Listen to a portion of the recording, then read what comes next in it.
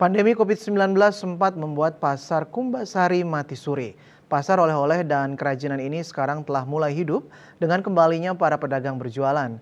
Demikian pula kunjungan sudah mulai membaik terlebih setelah dilakukan penataan, kunjungan diharapkan lebih optimal.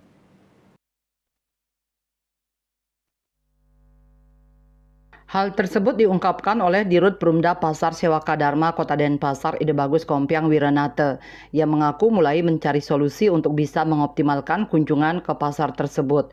Salah satunya dengan bersinergi bersama Disperindag dan Dewan Kerajinan Nasional Daerah Dekranasda Denpasar serta mengundang salah satu pemilik pusat oleh-oleh di Bali.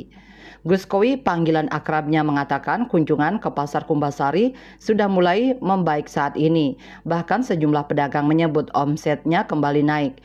Salah seorang pedagang, Madi Sudiarto, menyampaikan hasil penjualan barang-barang yang ada di kiosnya sudah mengalami peningkatan. Dalam sehari bisa memperoleh 2 juta sampai 3 juta.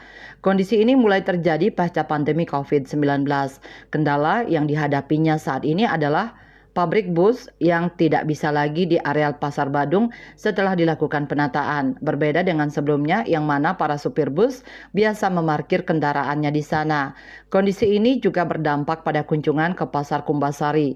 Terkait hal itu, Gus Kowi menegaskan bus wisata masih bisa parkir di depan Pura Puseh dan Pasar. Namun hanya 2 hingga 3 bus yang memungkinkan parkir di jalan.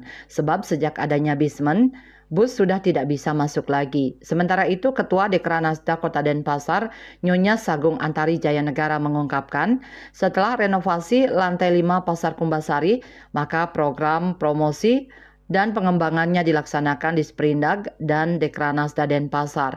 Program ke depan pihaknya akan terus melakukan pengembangan promosi yang mempertimbangkan berbagai hal. Di samping itu, rutin melaksanakan evaluasi dan menyesuaikan pendekatan pasar untuk mencari formula yang efektif dalam meningkatkan kunjungan wisatawan. Bisnis Bali melaporkan.